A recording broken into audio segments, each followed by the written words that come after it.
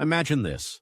In a sweltering hall in New Delhi, the ceiling fans barely move the heavy midnight air. Sheets of paper, hundreds of them, are stacked on a long table. On these pages, the future of more than 300 million people is being written. The British Empire is leaving. The clock is ticking. They have only months to give a soul to a newborn nation. And at the center of that table sits a man who, as a child, was not allowed to drink water in school. A man whose very shadow was once considered polluting. His name is Bhimrao Ramji Ambedkar. How does a boy who is told he is less than human become the chief architect of the world's largest democracy?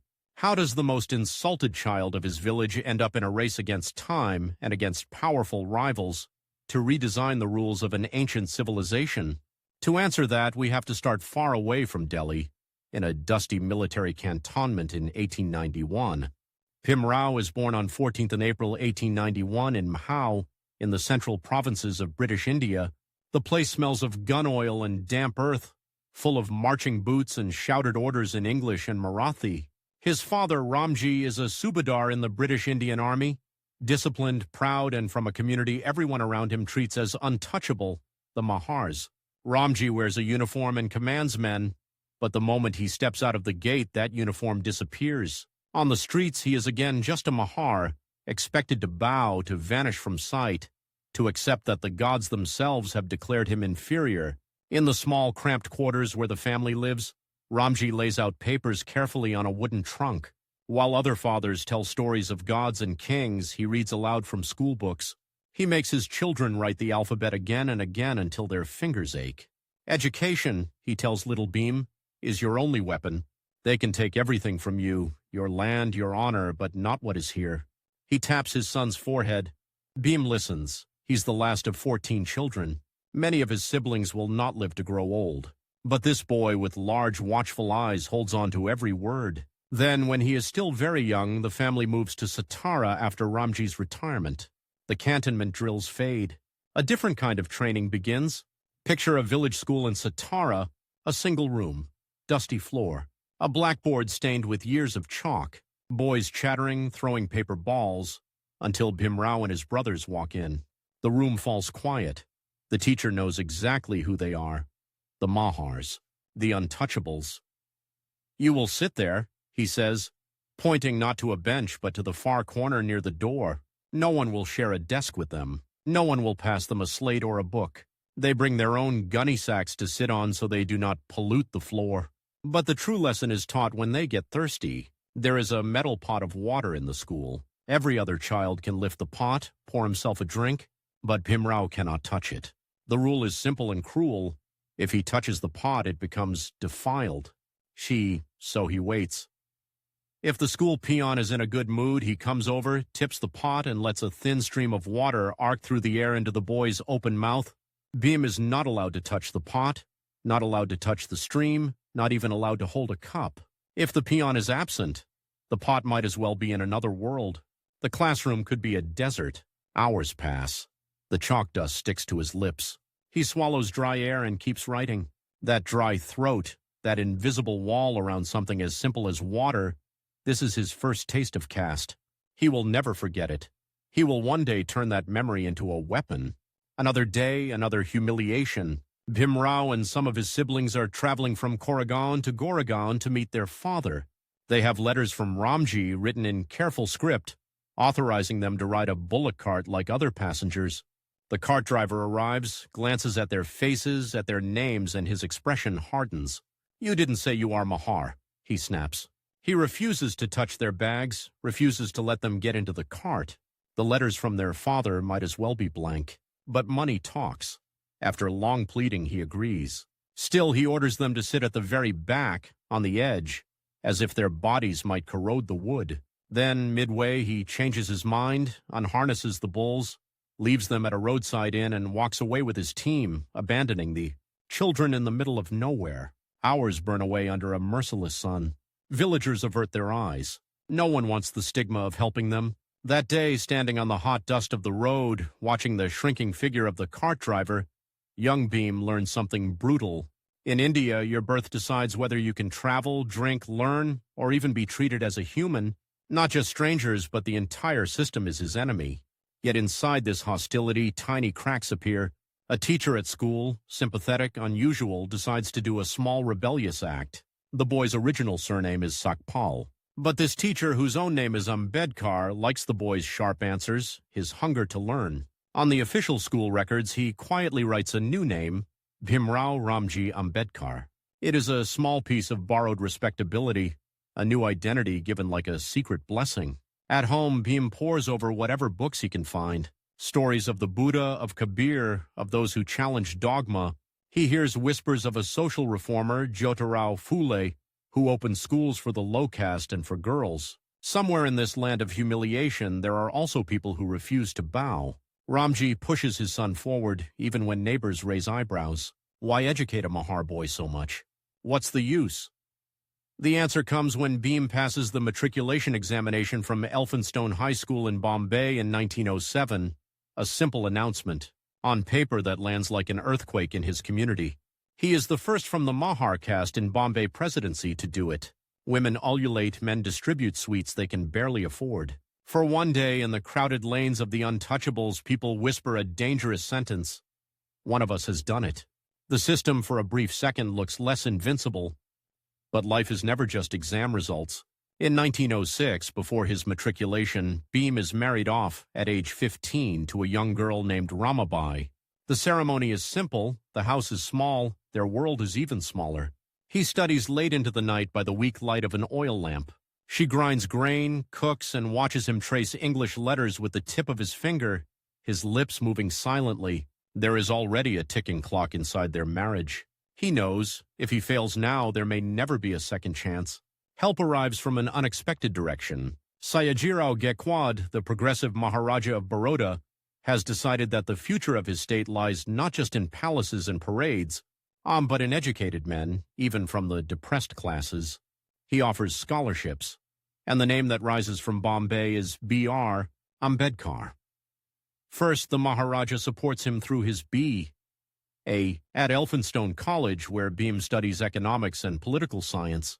He walks from the chawl to the college with carefully mended shoes, carrying books that are almost heavier than his body. In lecture halls, professors talk of Adam Smith, of Mill, of parliamentary systems, while outside the gates, the same boy cannot drink from the same tap as his classmates. He lives in two Indias at once, one in the books, where men are equal before the law, another in the streets, where a touch from his hand is considered a sin. The gap between theory and reality will define his life. Then, in 1913, an envelope arrives with the force of destiny. The Maharaja of Baroda is sending him not just to a college in Bombay, but across the ocean, on a scholarship to Columbia University in New York City. 3 years, a fixed sum, a strict condition. He must return and serve the Baroda state. It is an almost unimaginable leap. From a boy banned from touching a water pot to a young man about to walk into one of the world's greatest universities. But there is a catch: time. 3 years, no more. In those 3 years, he must learn enough to arm himself for a lifetime of struggle. If he fails, he returns as just another overeducated untouchable to a land that never wanted him in the first place. On the deck of the ship to America, the sea spray touches his face freely. There is no one to tell the salt water not to touch his skin. He stands there, coat flapping in the wind, staring at the horizon, not quite believing that the world can be so wide. New York, 1913. The noise, the crowds, the dizzying height of skyscrapers, everything is different. But the biggest shock is not the buildings. It is the absence of one word: untouchable. Here nobody knows what a Mahar is. Nobody steps aside when he passes. No one refuses to sit beside him in class. For the first time in his life, Bhim drinks from a public fountain with no fear. Metal against his lips, cold water sliding down his throat. Simple, ordinary, almost boring for everyone else. For him, it is a quiet revolution. At Columbia, he meets professors who will shape his mind. The philosopher John Dewey, the economist Edwin Seligman. Dewey talks of democracy not just as elections, but as a way of life. Seligman speaks of public finance, of how states tax and spend, of how power hides in numbers. Ambedkar soaks it all in like a man who knows the well will soon run dry. He spends nights buried in books about law, political theory, history. In the library's silence, lit by green-shaded lamps, he is racing against a clock only he can hear. Each tick is a reminder. 3 years. 3 years to find weapons sharp enough to cut through 2,000 years of caste. While nationalist leaders back in India talk of Swaraj, self-rule, Ambedkar is learning something else. That political freedom without social equality is a beautifully decorated cage. In 1916, he stands in front of an audience at Columbia to present a paper, Castes in India, Their Mechanism, Genesis, and Development. On the blackboard, he draws invisible lines between people, showing how caste creates walled compartments inside society. He argues that caste is not just a religious quirk, but a calculated system of social control. American scholars lean forward, fascinated, disturbed. For many of them, India is a land of mystics and holy men. Ambedkar shows them another India, one of cruelty made normal, of hierarchy disguised as holiness. For the first time, he dissects his oppressor with the tools of modern social science. It is not just an emotional outburst, it is an intellectual assault. Inside him, a new Bhimrao is taking shape. Not just the hurt child in the corner of a classroom, but the man sharpening words like knives. His Columbia years pass in a blur of lectures, essays, quiet moments staring at the Hudson River, wondering how these theories of democracy will survive the dirty reality of Indian villages. He earns his M.A., begins work towards a Ph.D., writes on ancient Indian commerce and the national dividend of India, but another wave is calling him London. If he is to fight in Indian courts and councils, he needs not just degrees, but the power of British law itself. So in 1916, he sails to England. In London, he enrolls simultaneously at the London School of Economics and at Gray's Inn to train as a barrister. He walks the foggy streets, coat collar turned up, clutching books on economics in one hand and legal texts in the other. But the clock has not stopped. The Baroda scholarship is finite. The First World War is raging. Money is tight. Communication is slow. One day, like a door slamming in an empty hallway, the funds run out. He eats once a day, pawns belongings, stretches shillings until they scream, but hunger cannot pay tuition. By 1917, defeated not by exams but by economics, he is forced to return to India without finishing all his degrees. His dream of mastering British law is paused, but not dead. Yet what waits for him at home is worse than any winter in London. Baroda, 1917. The Maharaja has honored his end of the bargain, a job in the Baroda State Service as a probationary officer. On paper, Ambedkar is a high-ranking official, a man with foreign degrees, a servant of the state. On the streets and in the offices, he is still just a Mahar. He tries to find a place to live. Landlords look at his name, ask oblique questions about caste, and suddenly, no rooms are available. Finally, under a false identity, he rents a room in a Parsi inn. He lives there like a fugitive, erasing his own identity each time he steps through the doorway. At the office, his Brahmin colleagues recoil from the idea of sharing a jug of water with him. Documents come to his desk, but not to his hands, placed at a distance as if his touch might stain them. Then one evening, the mask slips. Someone at the inn discovers who he really is. The news spreads like a bad smell. Voices rise, doors slam. He is shouted at, insulted, ordered to leave immediately. He spends a night on a bench, his degrees from Columbia and London packed in a trunk at his feet, and realizes the raw truth. In India, no amount of Western education can bleach away caste. The humiliation is complete and clarifying. Baroda wanted his brain, not his presence. The state would accept his skills, but not his touch. His rivalry is not just with individual bigots. It is with an entire structure that will not tolerate him standing up straight. This is the turning point. He quits the Baroda service and returns to Bombay, angry but not broken. In Bombay, he finds work as a professor of political economy at Sydenham College. In the lecture room, he is on the stage. Students take notes eagerly. The chalk dust flies from his hands as he explains budgets and taxation. But even here, some fellow professors avoid drinking tea with him. Brilliant, foreign-educated, impeccably dressed, yet pushed to the edge of the staff room. Outside the college, in the chawls and the slums, he sees men with the same haunted eyes he knew as a child. Mill workers, scavengers, laborers, all crushed by low wages and by an older, deeper poverty, that of dignity. The distance between his Columbia notebooks and the streets of Bombay is unbearable. Theory alone is no longer enough. he picks up another tool, the pen of a journalist. In 1920, with the support of the radical Maharaja of Kolhapur, Shahu, Ambedkar begins editing a Marathi newspaper with a daring name, Muknayak, the leader of the voiceless. Through its pages, he starts speaking directly to those who have never had a voice. He writes of rights, of self-respect, of the need to stop accepting humiliation as fate. Every article is a challenge, not just to upper caste society, but also to the rising nationalist leaders who talk of independence while ignoring the millions at the bottom. Somewhere else in India, another lawyer is rising, wearing homespun cloth and spinning a charkha, mobilizing masses in the name of nonviolence and Hindu reform. His name is Mohandas Karamchand Gandhi. Sooner or later, their paths will collide. Two men, two visions of India. But for now, Ambedkar is still gathering his forces. In 1920, he returns to London once again, determined to finish what he started. This time, he funds much of it through loans and support from Indian princes sympathetic to his cause. He studies frantically, aware that age is catching up, that history is moving quickly. The British are already discussing constitutional reforms. Seats are being counted, electorates designed, futures decided. If the untouchables are not organized in time, they will be forgotten, again. He completes his studies at the London School of Economics, earning a D.Sc. in economics, and is called to the bar at Gray's Inn. When he finally walks out as a barrister, the wig itchy on his head, he carries with him not just degrees but strategies, how laws are made, how loopholes are created, how power hides in technical language. In 1923, he returns to Bombay not as a confused young scholar, but as a man with a clear objective.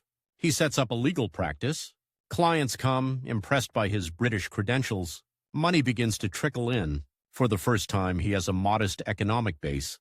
He could, if he wished, now simply become a successful lawyer, rise in polite society, keep his head down. But he has seen too much to retreat into comfort. The memories of dry throats in Satara, of the roadside abandonment, of the Parsi Inn in Baroda, sit like hot coals under his calm exterior. The silent millions still wait in the slums and villages, nameless and voiceless. So, in 1924, in a cramped office in Bombay, with a few supporters crowding around a wooden table, Ambedkar takes a decisive step. He founds the Bahishkrut Hitakarini Sabha, the Society for the Welfare of the Excluded. Its goal is simple and explosive: to educate, organize, and agitate for the rights of those whom Hindu society has cast out. As he drafts its objectives by the light of a single lamp, the city's noise hums outside, trams clanging, hawkers shouting, political speeches echoing in distant halls. Time is running. The British will not rule India forever. Seats at the future negotiating table are being reserved by caste leaders, by Congress politicians, by princes. Ambedkar understands. If his people do not claim a place now, they will be locked out for another 1,000 years. The boy who once begged for a sip of water is now preparing to fight for a share of power. And somewhere in the ashrams and prayer meetings of India, his future rival is already being hailed as Mahatma. The collision course is set. The sun over Mahad is a white burning coin nailed to the sky. 10,000 bodies pressed together, men, women, children, faces streaked with sweat and dust. In front of them shimmers a public water tank, Chavdar Tele, reserved by custom for the touchable castes only. For centuries, this water has been pure enough for animals, for crows, for stray dogs, but not for human beings like them. On the edge of the tank stands a man in a dark coat, round glasses catching the light. A boy once denied a sip in a village school has brought an army of the insulted to the edge of forbidden water. Someone whispers, "If we drink, they will beat us. They will kill us." Ambedkar does not lower his gaze. "We are not going to steal water," he says, voice steady. "We are going to assert that we are human." He steps forward. The crowd goes silent, the kind of silence that comes just before a storm or a revolution. He bends, cups his hands, and lifts the water to his lips. In that instant, more than 2,000 years of untouchability are violated by a single simple act of drinking.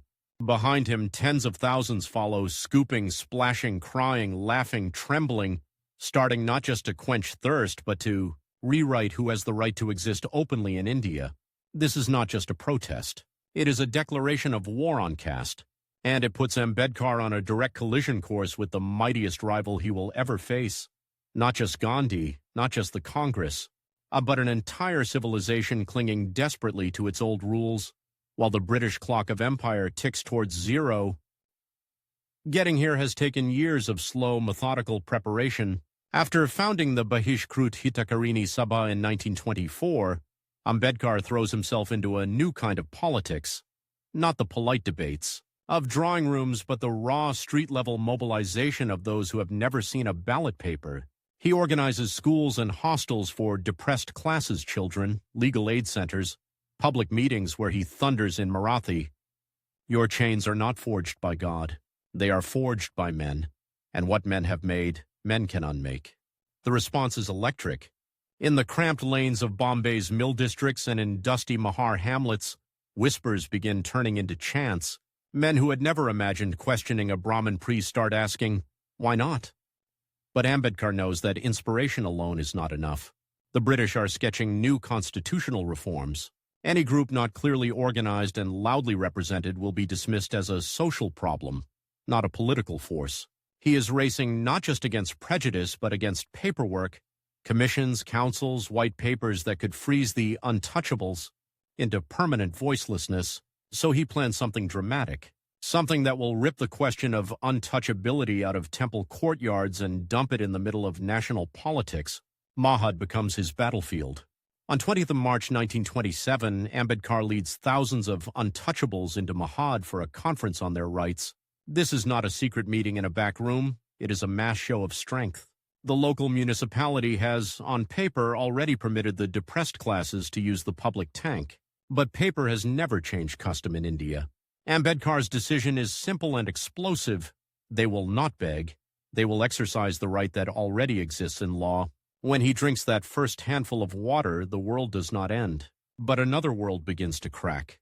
Upper caste mobs swarm later, furious. They purify the tank with cow dung and cow urine, as if human lips have made the water dirty. Lawsuits are filed. Abuse flies.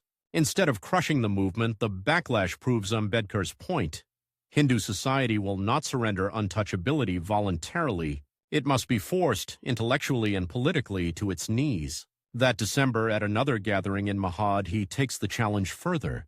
In front of an open crowd, he places copies of the Manusmriti, the ancient law book that sanctifies caste and the subjugation of Shudras and women, onto a pyre.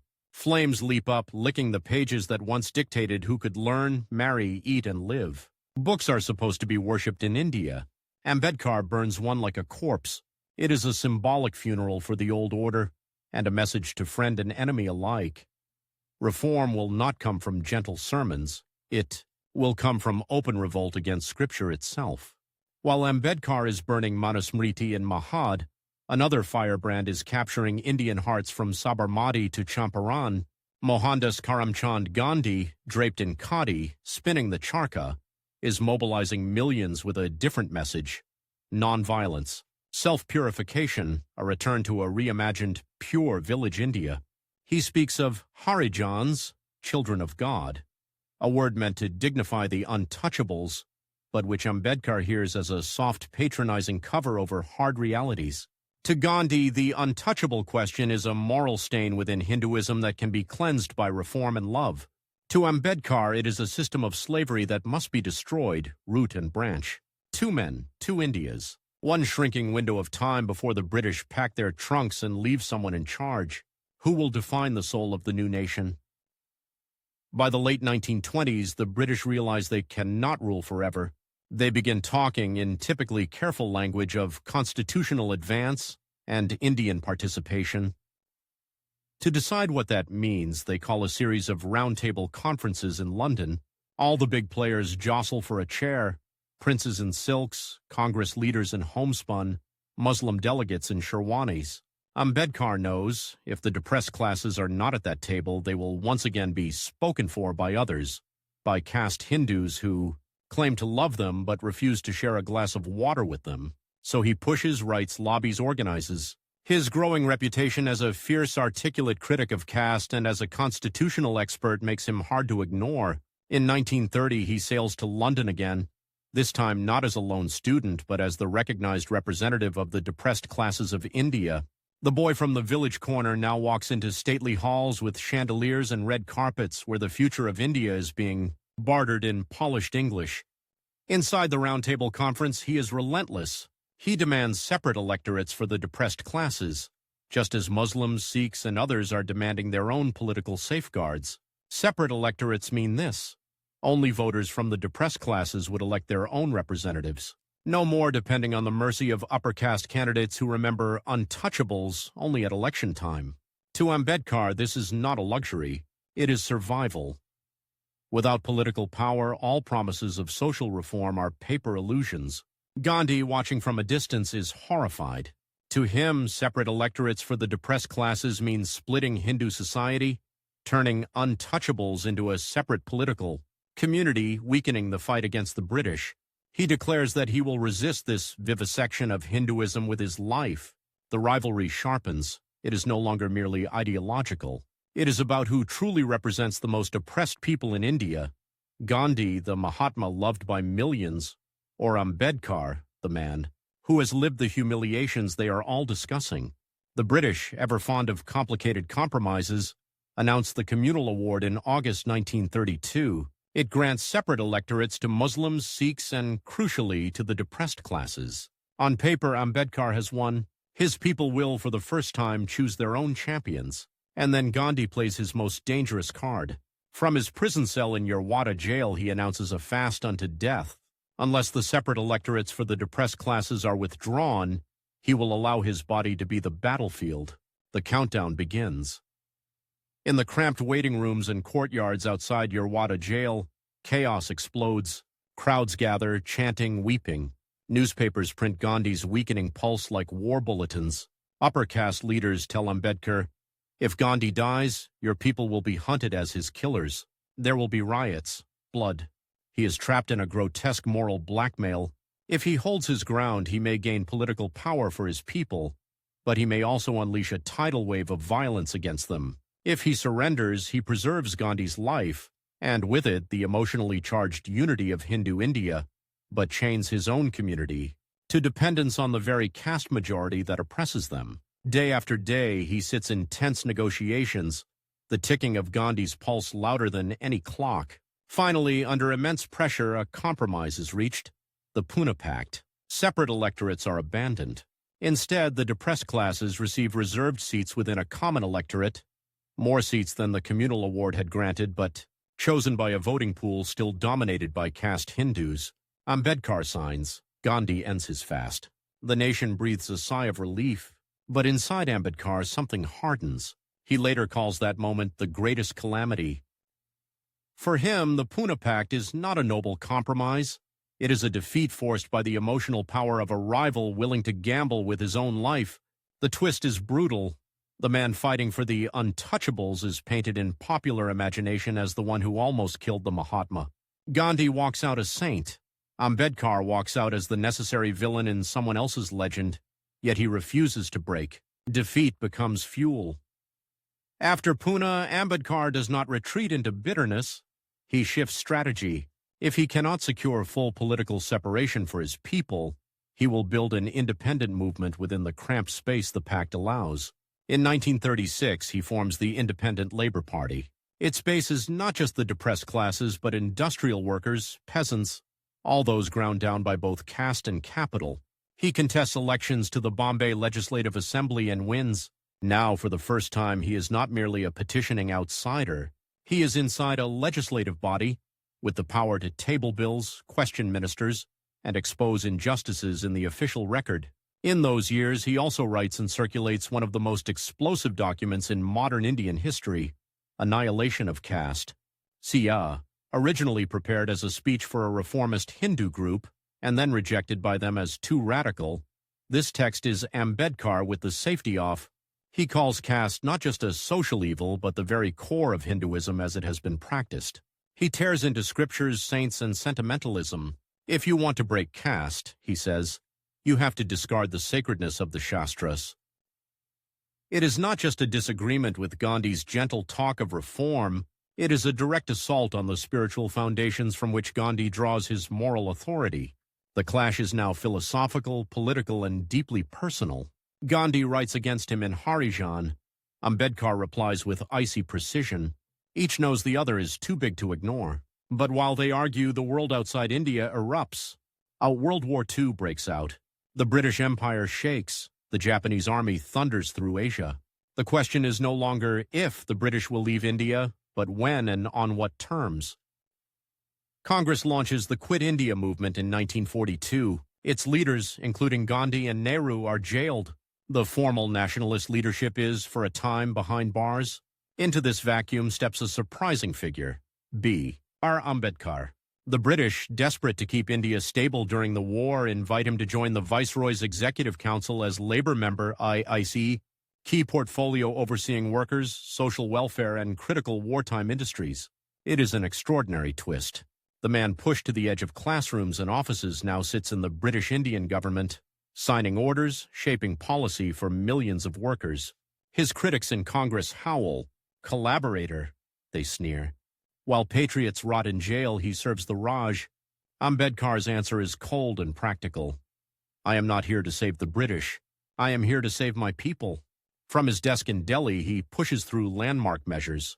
Laws limiting working hours in factories and providing maternity benefits for women workers. Employees' state insurance schemes. Wage protections and recognition for trade unions. These are not the fiery gestures that win headlines, but the slow, bureaucratic building blocks of a more equal society, exactly the terrain where Ambedkar is most dangerous to his rivals. He has found a lever that Gandhi never controlled, the machinery of the state, and he knows the machine is about to change hands. By 1945, the war is ending. The British are broke, exhausted, and politically cornered. Elections are held. Negotiating missions arrive. Partition looms like a shadow over every discussion. Ambedkar watches the Congress and the Muslim League wrestle over power, territory, and representation. He writes, "What Congress and Gandhi have done to the untouchables," a blistering indictment of how the nationalist movement, in his view, has sidelined those at the bottom. He warns that an India free from the British but still chained by caste will be a mockery of freedom. But there is a more immediate fear pressing on him. Who will write the new constitution? And will the depressed classes have any real say in it? In the elections to the Constituent Assembly, Ambedkar contests from Bengal and loses. It seems for a terrifying moment that the man most qualified to frame the new republic's rules is going to be absent from the room where they are written. His enemies are quietly satisfied. His followers are stunned. Then, another twist. In Bombay, a seat in the assembly falls vacant. The Congress, yes, the same Congress he has spent years attacking, uses its control in the provincial legislature to arrange his election from that seat. Why? Nehru and others may disagree with him, even dislike him, but they are not fools. They know that a constitution drafted without Ambedkar's brilliance and international reputation would be weaker and easier to attack. So his fiercest political rivals open the door to the one man who can out-argue almost anyone in the room. Ambedkar steps into the Constituent Assembly like a seasoned surgeon entering an operating theater. The patient is India, the illness is centuries old, the available time is terrifyingly short. Soon the Assembly votes to create a drafting committee to shape the Constitution. Out of all the lawyers, freedom fighters, and scholars available, one name rises to the top to chair it. B.R. Ambedkar. The boy who once waited hours for a peon to pour him a sip of water is now charged with drafting the legal foundations of a nation.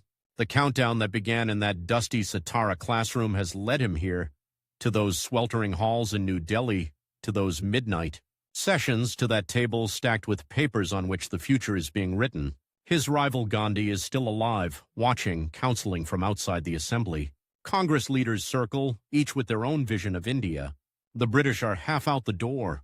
Communal fires lick up in Punjab and Bengal. And Ambedkar, short of breath, body already bearing the scars of diabetes and exhaustion, sits with a pen in his hand and a clock in his head. Everything he has lived through, every insult, every degree, every clash, must now be turned into clauses, articles, and schedules before time runs out and the new India hardens into shape without the protections his people need. The most humiliated child of an empire has become the man who will decide what power means in the world's largest future democracy. But the struggle is far from over.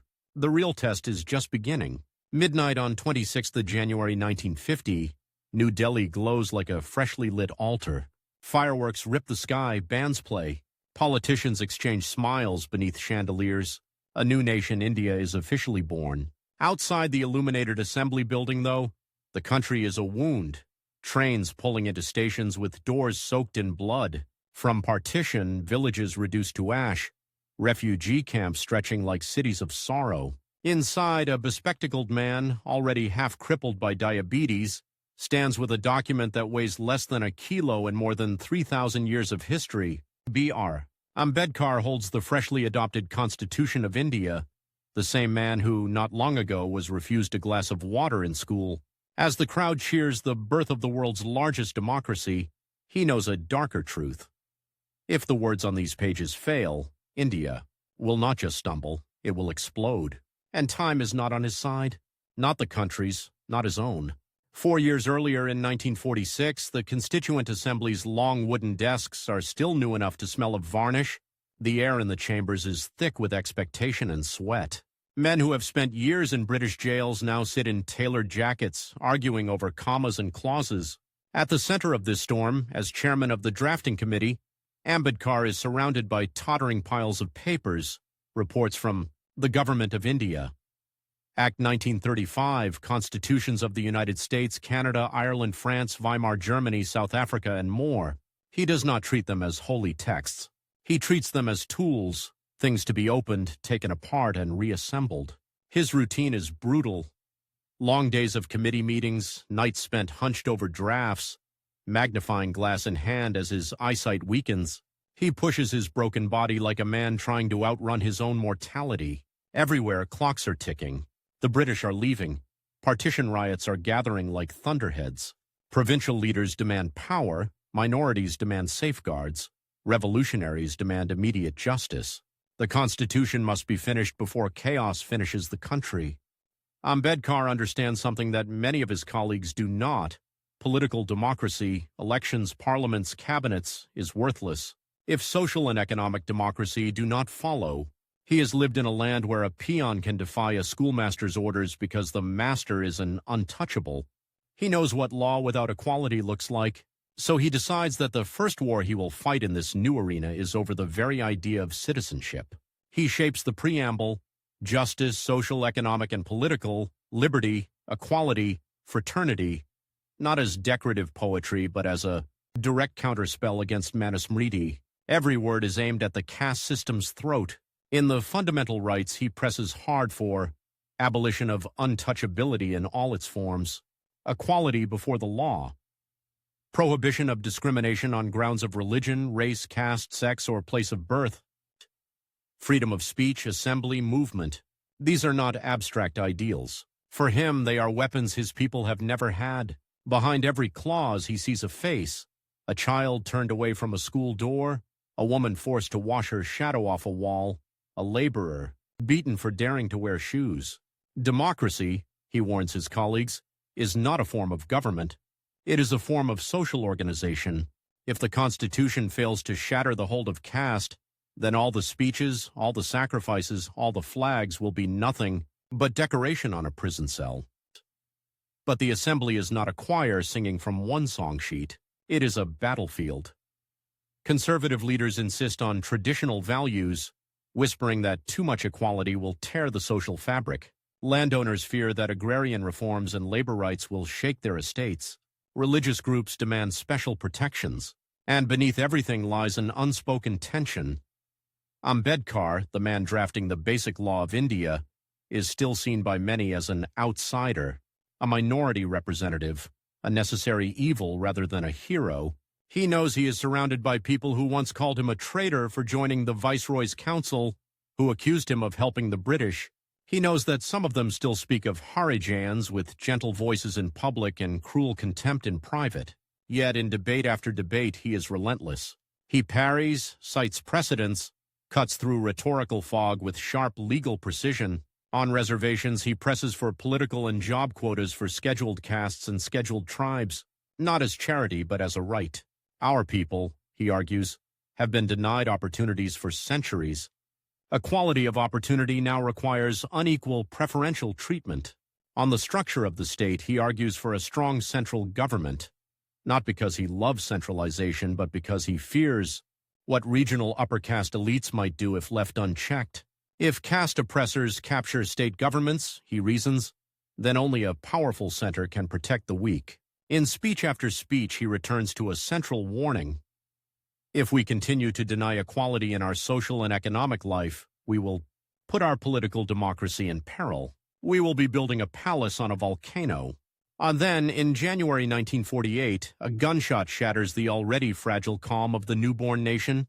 Mahatma Gandhi is assassinated in Delhi, shot at point-blank range by a Hindu extremist. The man who had once fasted unto near death to block Ambedkar's separate electorates is suddenly gone, transformed by martyrdom into an almost untouchable moral figure in the national imagination. For Ambedkar, it is a strange moment. There is no gloating, no secret triumph, only a kind of grim understanding. With Gandhi dead, the Congress will wrap itself even tighter in Gandhian rhetoric, using his name as a shield against any radical challenge. The rivalry that had defined so much of his political life ends not with a debate, but with blood on a prayer ground. In the months that follow, the pressure on the assembly intensifies. Refugees continue to pour in from Pakistan. Communal riots flare. The economy totters. Yet Ambedkar keeps scribbling, revising, fighting, carving into the document every safeguard he can think of, aware that once this constitution is set, changing it will take superhuman effort. Time, again, is the enemy. Elections must be held. The British legal scaffolding must be replaced. The country is demanding a finished product, not a masterpiece in progress. He has to decide which battles to fight now and which to leave to the future. On 25 November 1949, as the final draft is presented, Ambedkar rises to speak. He looks, as one observer notes, exhausted to the point of collapse, but his voice is steady, almost cold. He warns the assembly against the bhakti cult in politics, the worship of great men. India, he says, has suffered enough from hero worship. If we make a god out of any leader, we will surrender our critical faculties and democracy will rot from within. Then he delivers his most haunting prophecy. On the 26th of January 1950, we are going to enter into a life of contradictions. In politics, we will have equality. In social and economic life, we will have inequality. How long shall we continue to live this life of contradictions? If we continue to deny it for long, we will do so only by putting our political democracy in peril. The words echo in the chamber like a curse and a blessing woven together. 2 days later, the Constitution is adopted. The slave child of Satara has written the rulebook of the Republic. Independence arrives. The tricolor flies. The British are gone. Jawaharlal Nehru, as Prime Minister, forms his first cabinet. To the surprise of many, and the private discomfort of some, he invites Ambedkar to become the first law minister of India. For a man once barred from even sitting inside a village school, it is a moment loaded with irony. He accepts, not out of personal ambition, but because he sees the ministry as the next battlefield. If the Constitution is the skeleton, law will be the muscle, and he intends to make sure those muscles move in the direction of justice. In government, he is not a ceremonial figure. He is a workhorse. He pushes for reforms in criminal law, personal law, and legal procedure. He insists on clarity and accessibility, not mystical language. His office becomes a place where files move fast, where excuses die quietly. But there is one project that sits above all others in his mind. One revolution he believes could transform everyday life for half of India's population, the Hindu Code Bill. To most people, personal law sounds dry, boring, bureaucratic. To Ambedkar, it is the cage in which millions of women live and die. Under traditional Hindu law, especially as interpreted by conservative authorities, women have few inheritance rights, limited divorce rights, and are bound by customs that treat them as property more than persons. Ambedkar decides that if India is serious about justice, it cannot leave its women chained to the 2,000-year-old logic of patriarchy. The Hindu Code Bill he drafts is breathtaking in its scope. It proposes giving daughters equal inheritance rights with sons, allowing divorce under certain conditions, outlawing polygamy among Hindus, recognizing property rights for married women. For Ambedkar, this is not women's reform alone. It is a direct assault on the structure of caste, which is maintained through strict control of women's bodies and marriages. Break that, and you crack the very engine of caste reproduction.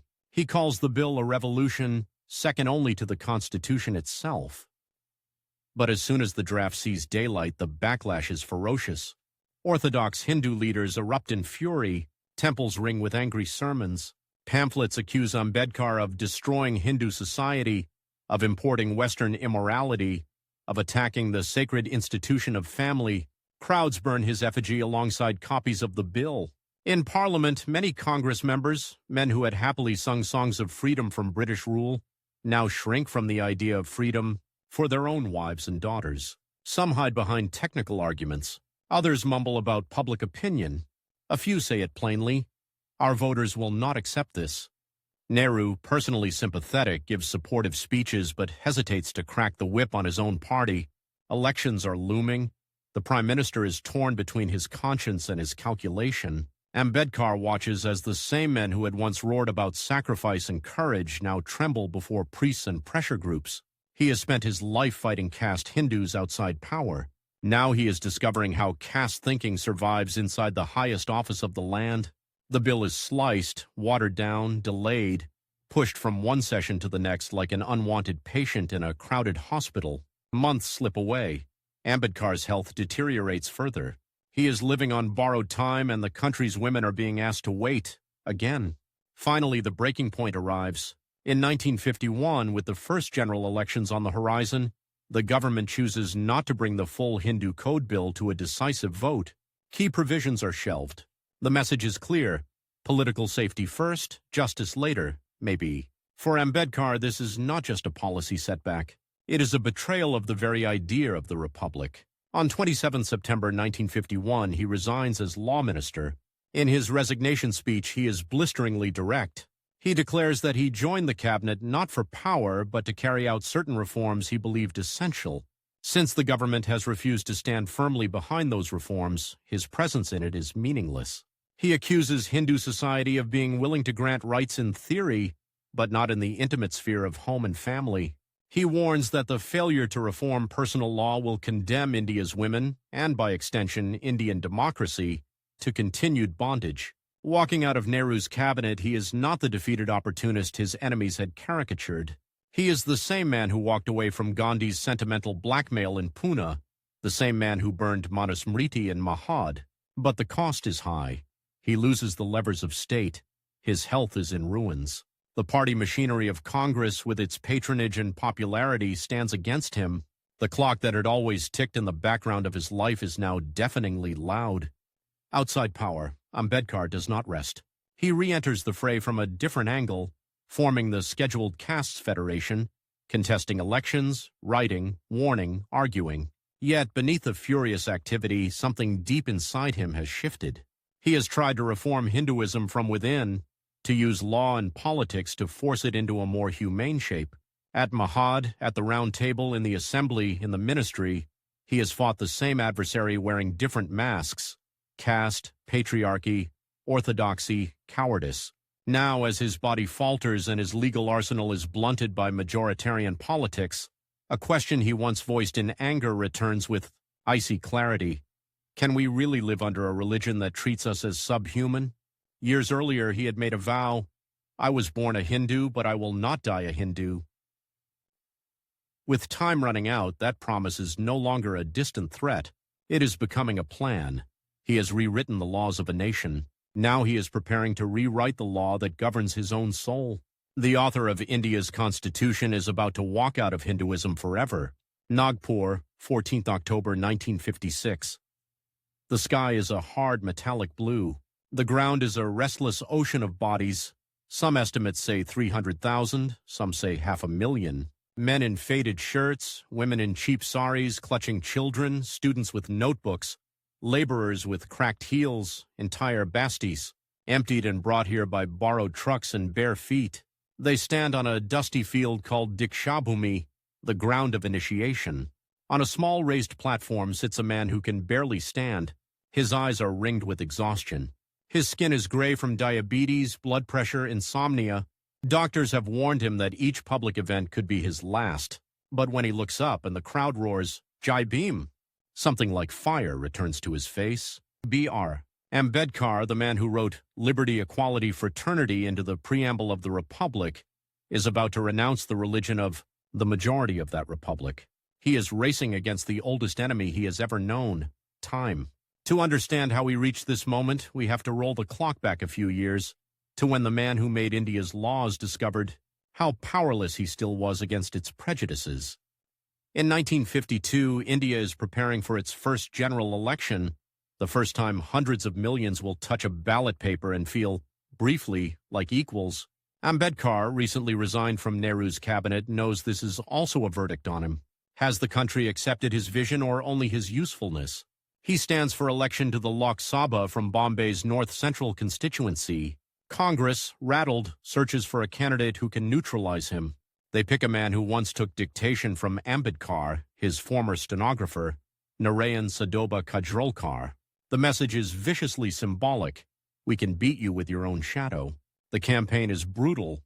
Congress wheels out its machinery, local bosses, money, caste networks. Ambedkar, backed by the Scheduled Castes Federation, has passion and ideas, but not the same river of resources. When the votes are counted, the result lands like a hammer blow. Ambedkar loses.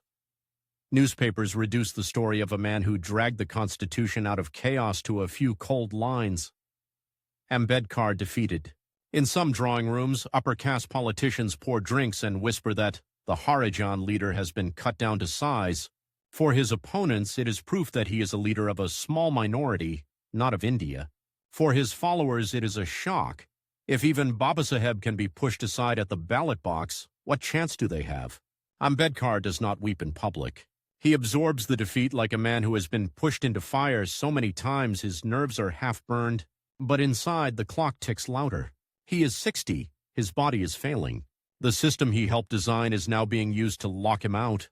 He gets a lifeline, a seat in the Rajya Sabha from Bombay State. It gives him a platform, a microphone, if not real power. From that red-carpeted chamber, he begins a new kind of war, one fought with cutting speeches rather than ministerial files. Watch him on the Rajya Sabha floor. He walks slowly, supported by a stick, but once he begins speaking, the hesitations vanish. His voice is sharp, controlled, impatient with nonsense. He attacks the government's economic policy for being timid, half-hearted, too friendly to landlords and big capitalists. He warns that planning without real redistribution will leave the poor trapped in the same mud, just under a different flag. He questions foreign policy moves, criticizes indecision on Kashmir, warns against romanticizing non-alignment while people starve at home. On the state's reorganization issue, he breaks with many progressives by warning that carving India into purely linguistic states can also carve caste and communal hostilities into sharper shapes.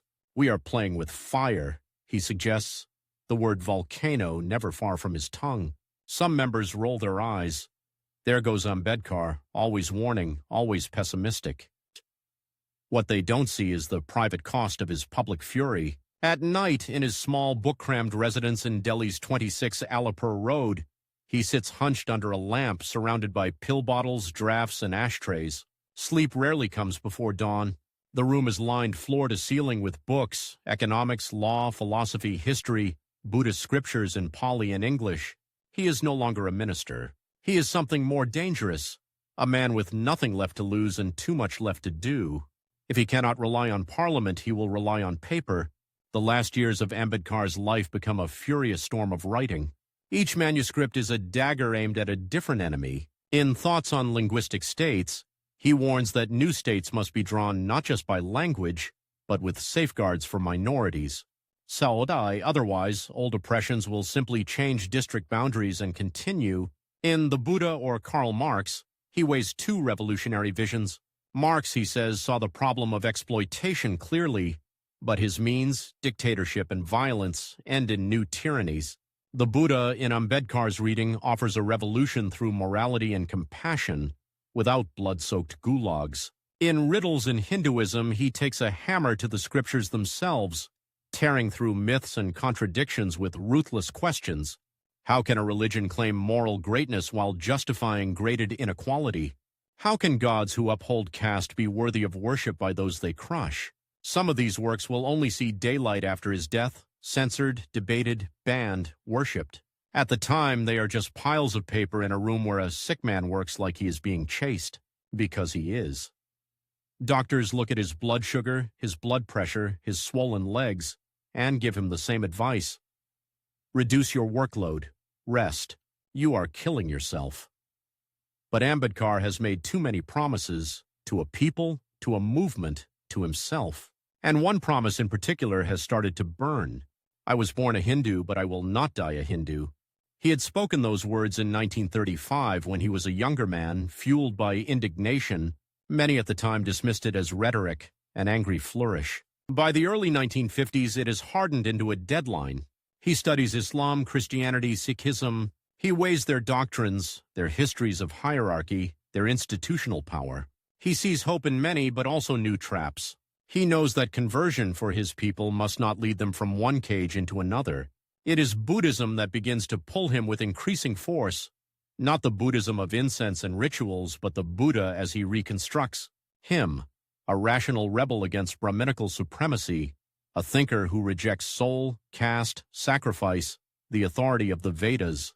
Ambedkar reads Pali texts, consults scholars, corresponds with monks from Sri Lanka and Burma. In 1950, invited to a Buddhist conference in Ceylon, he travels there and is struck by something almost physically painful. Here is an Indian-born religion, exiled from its birthplace by the very forces he has fought all his life. He returns with a plan not just to convert, but to revive. Buddhism, he decides, must be reborn in India not as a renunciate's escape, but as a gospel of social equality. He will call it Navayana, the new vehicle. Its central act will be a refusal, no acceptance of caste, no acceptance of Hindu gods, no acceptance of Manusmriti's order. He knows the risks. Hindu conservatives will call it treason. Congress will call it theatrics. Leftists will grumble that religion can never be truly revolutionary. None of that matters, because time does. By 1955, his health is catastrophically bad. He is often too weak to walk unassisted. His eyesight is failing. He suffers fierce pain in his legs and back. Some nights he listens to Marathi and Hindustani classical music on the gramophone because it is the only thing that can distract his mind from pain long enough to think. Yet on stages across the country, when he speaks, crowds still see the old fire. He tells his followers, educate, agitate, organize. Politics is the means, social change is the end. Do not depend solely on reserved seats. Build your strength outside the legislature. He senses something his opponents do not. The fight over ideas will outlast his body. He begins sketching a new party to challenge Congress head-on, the Republican Party of India, a party that will represent not just scheduled castes, but all the oppressed, all the poor. Meetings are held, drafts prepared. Internal rivalries, egos, and the sheer weight of organizing delay the formal launch. Ambedkar realizes the bitter twist. The party meant to be his great political weapon may only truly be born after his own death. So he focuses on what he can still control, his own final act of defiance. He chooses Nagpur, a city tied to the history of the Nagas and ancient Buddhism, as the place. He sets the date, 14th of October 1956. Friends beg him to rest, to at least postpone until after the monsoon, after his health improves. He answers with the same sentence over and over, I may go at any time. My people must not be left in the lurch. I must show them the way while I live. The deadline is now written not in ink, but in his thinning blood. And so we return to Dikshabhumi. The sun is punishing. The crowd is packed so tightly that children are passed over adult heads like buckets of water. Some have walked for days. Many have never seen him in person before, only on fading posters or cheaply printed pamphlets. On the dais sits a small image of the Buddha under a canopy. Beside Ambedkar is a Buddhist monk, Bhikkhu Chandramani, ready to administer the ancient vow of refuge. Ambedkar stands slowly. A hush falls. Somewhere a child begins to cry and is hushed with a whisper, Listen, this is history. In a voice cracked by illness but steady in resolve, Ambedkar takes the 3 refugees and the 5 precepts. He becomes formally Buddhist. The crowd repeats after him, thousands of voices stumbling over Pali words, welding an old language to a new hunger. Then comes the real earthquake. Ambedkar turns from the monk to the microphone and begins to read out 22 vows he has written himself. Not soft spiritual promises, but hard political rejections. I shall have no faith in Brahma, Vishnu, and Maheshwara. I shall have no faith in Rama and Krishna. I shall not perform Shraddha nor Pindan. I renounce Hinduism, which is harmful to humanity and impedes the advancement and development of humanity because it is based on inequality, and adopt Buddhism as my religion. Line after line, he drives a stake through the heart of the social order that broke his back as a child. Every I renounce is met with a thunderous, trembling echo from the sea of the dispossessed. This is not a quiet change of religious label. It is a public execution of Brahmanism conducted by its most famous former victim. For centuries, caste Hindu society has treated untouchables as pollutants, as people whose very touch can defile. Today they stand shoulder to shoulder and abandon that society en masse. Somewhere in Delhi, in Nagpur's elite clubs, in RSS shakas and Congress offices, leaders read the early reports and struggled to process what has happened. The man they tried to marginalize as a minority spokesman has become a lawgiver of souls for hundreds of thousands. The competitor they thought they had crushed at the ballot box has found a new battleground inside the minds of the oppressed. After Nagpur, Ambedkar is visibly, frighteningly drained. He travels to other Buddhist sites, Sarnath, Kushinagar, as if checking in on an old half-buried dream one last time. In his speeches that autumn, he sounds both triumphant and desperate. He tells his new co-religionists that Buddhism in India must build schools, hostels, study circles, not just monasteries. He vanishes for hours into his study to work on what he calls the gospel of his new faith, the Buddha and his Dhamma.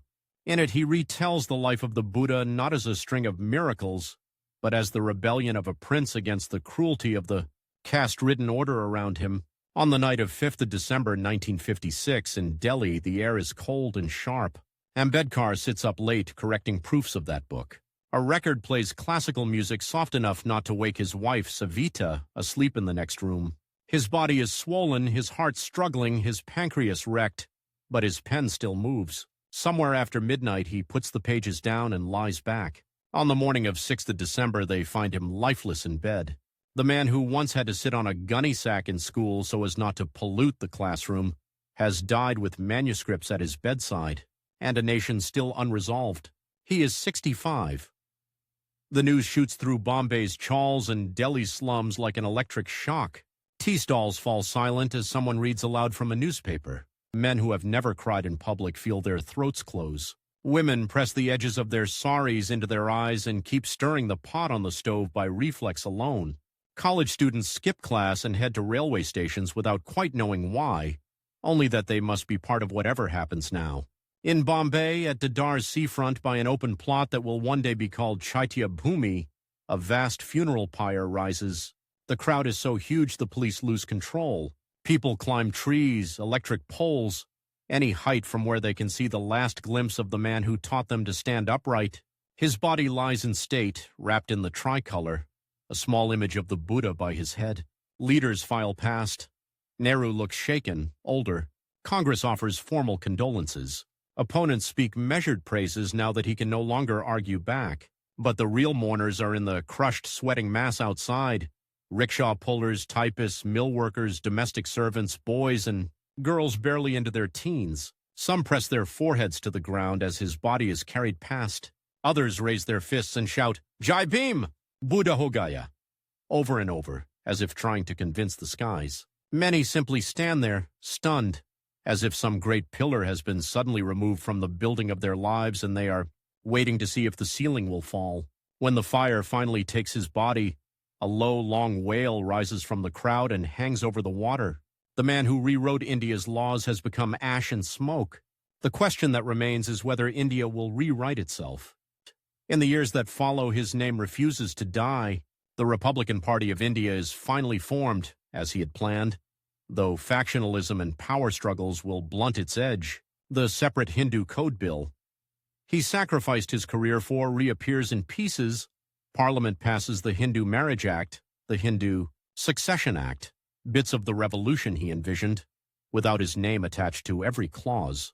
His face begins to appear in unlikely places. Cramped one-room tenements in Mumbai, village squares in Uttar Pradesh, student hostels. In Hyderabad, labor union offices in Punjab. A blue flag with the Ashoka Chakra and his silhouette flutters over rallies. Children in Bastis grow up under his stern, bespectacled gaze, learning 3 words before they understand their full meaning. Educate, agitate, organize. Dalit movements rise, break, rise again. Some take his ideas towards parliamentary politics, some towards street protest, some towards literature and poetry that spit truth, in a language the Constitution never could. Dalit Panthers in Maharashtra invoke him alongside Black Panthers in America.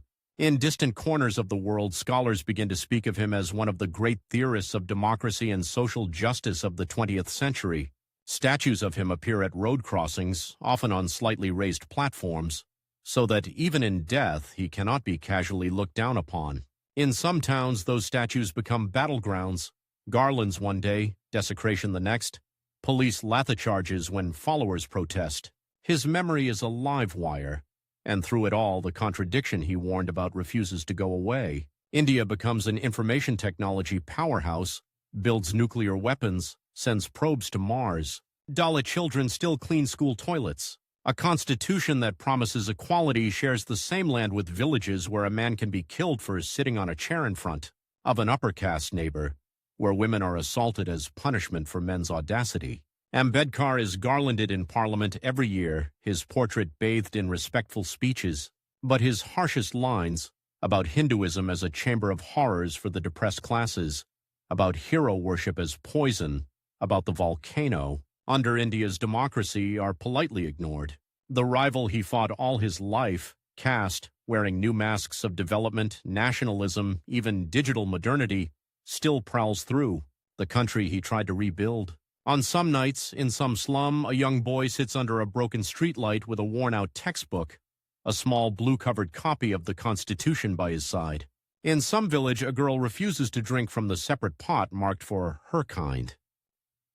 In some university, a student reads Annihilation of Caste on a phone screen and feels something rearrange inside her.